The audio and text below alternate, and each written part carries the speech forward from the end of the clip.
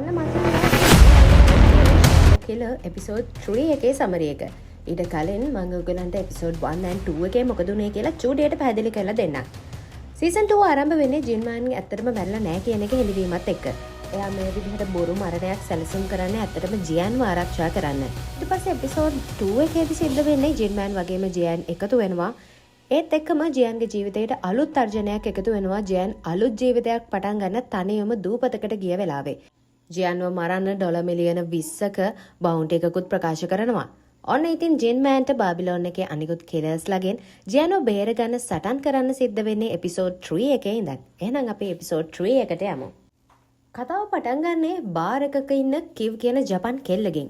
මෙයා නිකන් කෙල්ලක් නෙවෙයි. මම බැබිලෝන් කියන අතිශය භයානක ඝාතන සංවිධානයේ ප්‍රබලතම කිලා කෙනෙක්. මේ අවුරුදු 16කට කලින් කිව්ට හම්බ වෙනවා හොටෙල් එකක් ඇතුළේ ඉන්න ත්‍රස්තවාදී ටිකක් අතුගාලා දාලා ඒකේ ඉන්න වැදගත් VIP අමුත්තවයි එයාගේ පවුලවයි බේරගන්න ලොකු මිෂන් එකක්. කිව් වේට කෙල්ලෙක් විදිහට වෙස්වලාගෙන ඇතුළට ගිහින් බලද්දි තමයි වැඩේ තේරෙන්නේ. එතන හිතනකොටත් වඩා ලොකු ප්‍රාණාපකාරයන් පිරිසක් ඉන්නවා. ඒ අතර කොරියානුවොත් ඉන්නවා. ඒ විතරක් නෙමෙයි ත්‍රස්තවාදීන් ප්‍රාණාපකරුවන් අතර හැඟවිලා ඉන්න පුළුවන් නිසා මේක පට්ට ඩේන්ජරස් මිෂන් එකක් කියලා කිව් එයාගේ බොස් කුසනාගිට කිව්වත් ඉතින් කුසනාගේ එක පයින්ම කියන්නේ ඕන දෙයක් කරලා ඇටැක් එක පටන් ගන්න කියලා.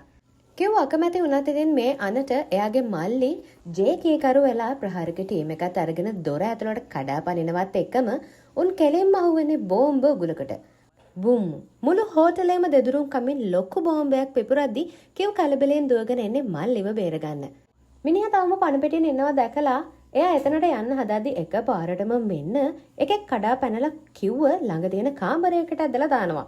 ඔන්නේ වෙන කවුරුවත් නෙවෙයි අපේ ජින්මෑන්. කිව් ආරක්ෂිත ස්ථානයකට දාලා කිව්ගේ මල්ලි ජේවත් ආරක්ෂක ස්ථානයකට දානවා. ඊට පස්සේ ජින්මෑන් එයාගේ සෙට් එකත් එක්ක එකතු වෙලා මෙතන ඉන්න ත්‍රස්තවාදීන්ට ඇටි හැලෙන්න නෙලනකොට එකෙක් අල්ල ගන්නවා කිව්ව. හැබැයි ඉතින් ජින්මෑන් හිතන්නත් කලින් කිව් කරන්නේ මෝට සුපිරි මූව් එකකින් ටක් ගාලා ෂොට් එකක් දෙලා බිම දාන එක. ජින්මෑන් කියන්නේ කොරියන් ස්පෙෂල් ෆෝස් එකේ වැඩ කරන සර්ජන් කෙනෙක්. එතකොට මේ මිෂන් එකේ වුණාට පස්සේ බැබිලෝන් එකේ බොස් කුසනාගේ ඇවිල්ලා ජින්මෑන්ට ස්තුති කරනවා වෙනුවට මේ ගෑණි කෑ ගහනවා තමුන් නිසා අපේ ප්ලෑන් එක නාස්ති වෙලා ගියා කියලා. හැබැයි කිව්නන් ජින්ගේ වීරකමට පට්ට විදිහට කැමති වෙනවා. එතෙන් තමන්ගේ ජීවිතය බේරගත්ත හින්දා එයාට ඩ්‍රින්ක් එකකට ආරාධනා කරනවා. හැබැයි ජින්ට එදාම කොරියාවට යන්න තිබ්බ හින්දා ජින් කියනවා අපි කවදා හරි කොරියාවේදී හරි ජපානයේදී හරි අනිවාර්යෙන්ම සෙට් වෙමු කියලා. ඔය විදිහට අතීතයේ සීන් එක ඉවර වෙනකොට වර්තමානයේදී කිව්වෙන්නේ බාර් එකක රුසියානු ජාතික ඉලක්කයක් මරා දැමීමේ මිෂන් එකක. සැලසුම් කරපු විදිහටම රුසියානුව තමන්ගේ ලස්සනට වසඟ කරගත්ත කිව් එයාව ටොයිලට් එක ඇතුළට එක්කගෙන ගිහිල්ලා සුපර් ෆයිට් එකකින් පස්සේ මේ මිනිහට ෂොට් එක දෙනවා.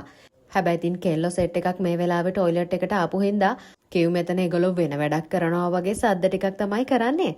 වැඩේ වුණාට පස්සේ ක්ලීන් අප් ටීම් එක ඇවිල්ලා මේක සුද්ධ කරලා දානවා. ඊට පස්සේ කිව් කොරියාවට යන්න සුදානම් වෙනවා. මොකද බැබිලෝන් එක පාවලා දීපු ජින්වයි එයාගේ ලේලි ජියන්වයි මරන්න නියෝග කෙලින්ම ඇවිල්ලා තිබුණේ කිව්ගේ ටීම් එකට නිසා. කොහොමුණත් ඉතින් අතීතයේ තමන්ගේ ජීවිත බේරගත්ත කෙනෙක්ට තමයි මේගොල්ලෝ මේ විදිහට ෂොට් එක දෙන්න යන්නේ. අනිත් පැත්තෙන් දූපතට ආපු ජින් පොටුවේ තිබ්බ තුවක්කු ටික ඔක්කොම මුහුදට විසි කරලා කොට් ගාඩ්ලාගෙන් බේරුණත් ඉතින් ජියාන් ඉන්නේ හරිම බියකින් වගේම සැකකින්. එයා වූ ජින් එක කතා කරන්නවත් නැතුව ගෙදරට යනවා. ගෙදර ගිහිලා ෂොෆ්ෆෝ කිලර්ස් වෙබ් අඩවියට ලොග් වෙන හැදුවත් ඉතින් සිස්ටම් එක මේ වෙනකොට නවත්තලා කියලා මැසේජ් එකක් එනවා. මේ ආස්සේ වූ ජින් ගෙදරට ඇවිල්ලා තුවක්කු ගැන පැහැදිලි කරන්න හදද්දී මට ඔය වැඩක් නැහැ කාලේ නාස්ති නොකර යන්න කියලා ජියාන් එයාව එලව ගන්නවා. හැබැයි වූ ජින්ව පට්ටම සැකයකින් නිරීක්ෂණය කරන්න ජියන් බ්‍රදර් දීපු බෑග් එකේ තිබ්බ පොඩි රහස් කැමරා සෙට් එක අරගෙන ඒක හැමතැනම හයි කරනවා. වූ ජින්ගේ බෝට්ටුවේ, ගෙවල් ළඟ මේ වගේ හැමතැනම මෙයාගේ හැම මූව් එකක්ම නිරීක්ෂණය කරන්න පුළුවන් විදිහට සෙට් කරනවා. මේ ආසේ බැබිලෝන් එක වෙනත් ගේමක් ගහනවා. ජින්මෑන් වෙලියට අදින්න ෂොප්ෆෝ කිලර් එක වෙනුවට පාවිච්චි කරපු ආයුධ විකුණන අලුත් ඇප් එකක් හදනවා. ඒකේ තමයි ජියාන්ගේ ඔලුවට අච්චර ලොකු මුදලක් දාලා තිබුණේ. මේ ආසේ වූ ජින් එක පාරටම බෝට්ටුව අරගෙන මොහොතට යද්දී ජියානොත් හොරෙන්ම පස්සෙන් යනවා මොකද වෙන්නේ බලන්න. එතනදී තමයි ජියාන්ට වූ ජින්ගේ ඇත්ත මූණ පේන්නේ. ඇතරම වූ ජින් කරන්නේ චීනයේ ඉඳලා නීති විරෝධී විදිහට එන අසරණ කම්කරුවන්ගේ ළමයි රහසින් දූපතට ගෙනල්ලා දෙමව්පියන්ට බාර දෙන එක. එදාරත් මේ විදිහට තුවාල වෙච්ච පොඩි චීන කෙල්ලක්ව බේරගන්න වූජින් තමන්ගේ ජීවිතේ පවා පරදුවට තබද්දි ජියානොත් එදිරිපත් වෙලා මාළු බිලි කොක්කකින් ඒ ළමයාගේ තුවාලය මහලා බේරගන්නවා. ඉතින් පොඩි කාලේ ඉඳන්ම දෙමව්පියෝ නැති වෙලා දූපතේ මහල්ලන්ගෙන් ආදරයෙන් හැදී වැඩිච්ච වූජින්ගේ අහිංසකකම තේරුම් ගත ජියාන් එයාගේ හදවතින්ම වූජින්ට ලං වෙනවා. ඉතින් දෙදෙනා එකට කාලය ගත කරනවා. කෑම කනවා. මේ විදිහට ලස්සනට ඒගොල්ලන්ගේ ආදර කතාව ඒතිලා යනවා. මේ වෙනකොට ජියන්ගේ මූණේ තිබ්බ බය නැති වෙලා ලස්සන අලුත් පෙනුමක් එයාගේ මූණට ඇවිල්ලා. මේ විදිහට ආදරයේ ගලාගෙන යද්දී එක දවසක් අනපේක්ෂිත දෙයක් සිද්ධ වෙනවා. කිලස්ලා 3 දෙනෙක් ජියන්ව අල්ලගන්න ඇවිල්ලා. ඔන්න දැන් තමයි ජියන්ට එයාගේ මාමා කියලා දීපු හැමදේම මතක් වෙන්න පටන් ගන්නෙ. ඉතින් කොහොම හරි මෙයා වූජින් එක මේ කිලස්ලාගෙන් බේරිලා ගෙදරට පැන ගන්නවා. මේ ගෙදරට ආපු එක කිලර් කෙනෙක්ව බ්ලාස්ට් කරලා විනාශ කරනවා. තව දෙනෙක් ගේ ඇතුළට කඩා වදිනකොට එක්කෙනෙක්ව කොහොම හරි උගුලකට අහු කරලා මරලා දාන්න සමත් වෙනවා. මේ හැමදේම වූජින් ගොඩක් බයෙන් වගේම අමාරුවෙන් තමයි බලාගෙන හිටියේ. දැන් ඉන්නේ මේ කිලර්ස්ලාගේ 나යකයා. කොහොම හරි මේගොල්ලෝ ජියාන්වයි වූජින්වයි අල්ලගන්න ඔන්න මෙන්න තියෙද්දි හැමදාමත් වගේ මින්හි මෙතනට ඇවිල්ලා මේ දෙනව බේර ගන්න සමත් වෙනවා. හැබැයි ඉතින් ලොකුම අනතුර තාම ආවේ නැහැ. මේ අස බැබිලෝන් සංවිධානයේ බේල් කියන අමු තිරිසනාව කියුගේ ටීම් එකත් එක්ක යවනවා ජින් මෑන්ගේ බේස් එකට. මේ වෙලාවේ සෙට් එකේ කියු නැහැ. මේකේ මූලිකත්වය ගන්නේ ජේ.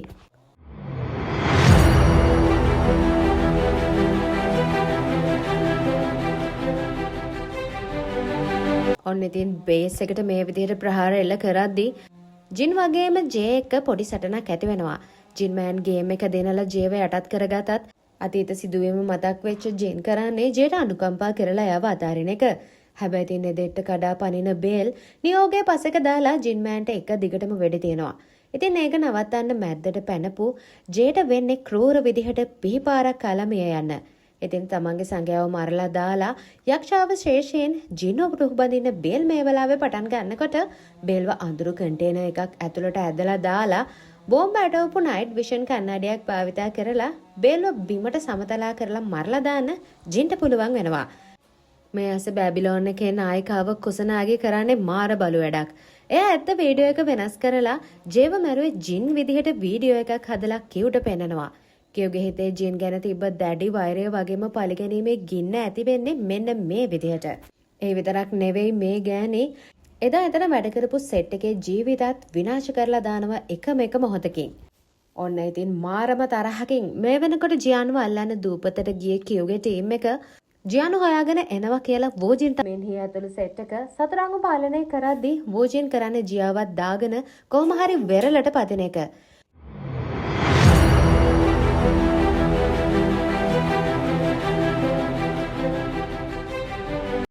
හැබැයි ඒගොල්ලෝ එනකොට ජින් මෑන් එවලා තිබ්බ බෝට්ටුව මේ ගෑණි විනාශ කරලා තිබුණා.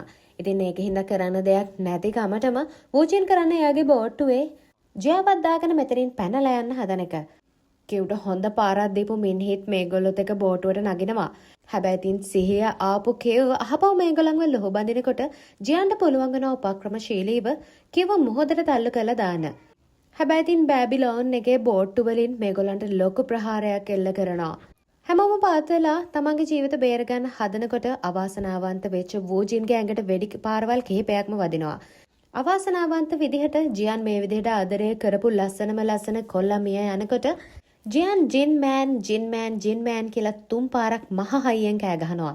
මේ කෑ ගැහිමත් එක්ක කොහෙදෝ ඉඳලා හෙලිකොප්ටර් එකකින් මෙතනට එන ජින් මෑන් බැබිලෝන් එකේ ආත්‍රා ටික කුඩු පට්ටම් කරලා ජියානුවයි මින්හිවයි බේරගතත් ඉතින් වූජින්ට සිද්ධ වෙනවා මහ මුහොද මැද මිය යන්න.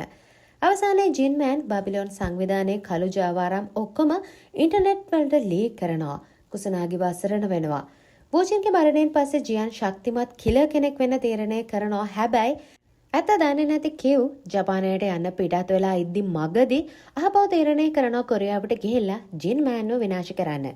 ඔන්න ඔය විදිහට තමයි ළමයි එපිසෝඩ් 3 ඉවර වෙන්නේ. එපිසෝඩ් 4 එක ඉක්මනටම හම්බ වෙමු.